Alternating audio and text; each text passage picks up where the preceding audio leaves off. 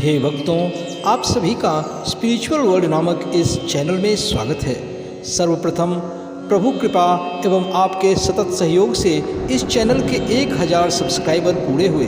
इसके लिए आप सभी भक्तों का हृदय की गहराई से धन्यवाद।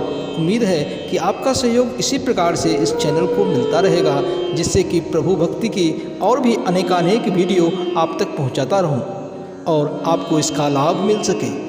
आज वीडियो में रामनवमी को ध्यान में रखते हुए प्रभु श्री राम के प्रकट होने की गाथा आप तक पहुंचाने की कोशिश कर रहा हूं। उम्मीद है आपको यह पसंद आएगा और आप भी प्रभु श्री राम भक्ति के भक्ति सागर में डुबकी लगाएंगे। तो आइए प्रभु श्री राम प्रकट लीला का आनंद लें। जोग लगन ग्रह बार तिथि सकल भय अनुकूल। जोग लगन ग्रह बार तिथि सकल भय अनुकूल। चर अरु अचर हर्ष जुता राम जन्म सुख मूल है तुलसी। राम जन्म सुख मूल। प्रभु श्री राम के अयोध्या में प्रकट होने की स्थिति का वर्णन करते हुए गोस्वामी तुलसीदास जी अति आनंदित हो जाते हैं। वे कहते हैं, योग लग्न ग्रह वार और तिथि सभी अनुकूल हो गए।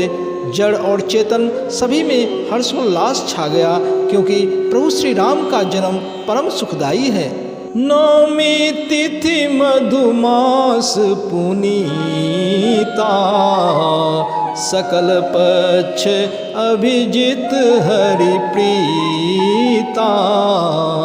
मध्य दिवस अति शीत न धामा पवन काल लोक विश्रामा।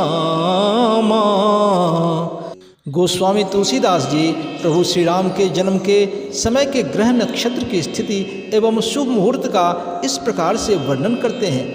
वे कहते हैं, पवित्र चैत्र का महीना था, नवमी तिथि शुक्ल पक्ष और भगवान का प्रिय अभिजित मुहूर्त था। दोपहर का समय था, न तो बहुत सर्दी थी और न ही बहुत गर्मी, अर्थात मौसम बहुत ही सुहावना था। शीतल मंद सुरभि बहबाऊ हर्षित सुर संतन मन चाऊ। बन कुसुमित गिरि गण मनियारा स्रवहि सकल सरितामृत धारा। उस पवित्र क्षण में प्रकृति की अद्भुत सुंदर छटा का वर्णन करते हुए गोस्वामी तुलसीदास जी कहते हैं कि शीतल एवं मंद और सुगंधित पवन बह रहा था। देवगण हर्षित थे एवं संतों के मन में बड़ा उत्साह था। वन में सुगंधित फूल भरे हुए थे, पर्वतों के समूह मणियों से जगमगा रहे थे और सारी नदियां मानो जल की अमृत धारा बहा रही थी। सो अवसर बिरंची जब जाना चले सकल सुर साजी विमाना। गगन विमल संकुल सुर जूथा गावहि गुण गंधर्व बरू था।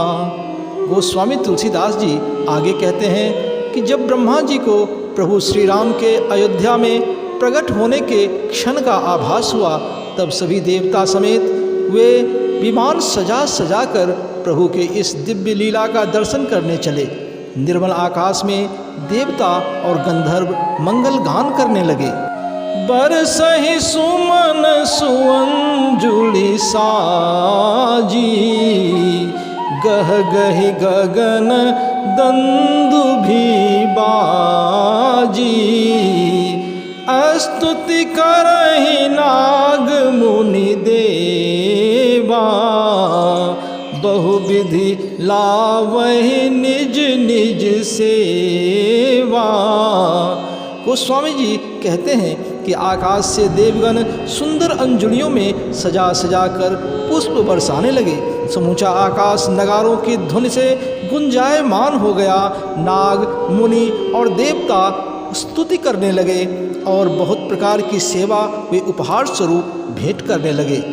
सुर समूह बिनती करी, पहुँचे निज निज धाम।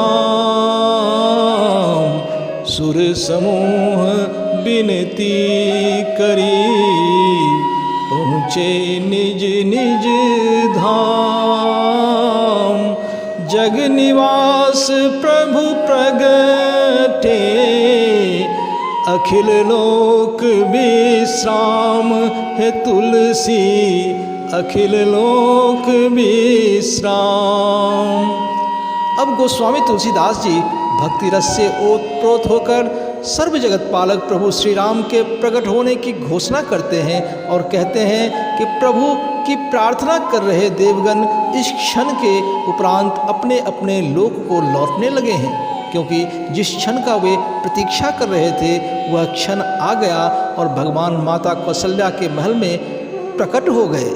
भय प्रकट कृपाला दीन दयाला, कौशल्या हितकारी, हर्षित महतारी मुनि मनहारी, अद्भुत रूप विचारी।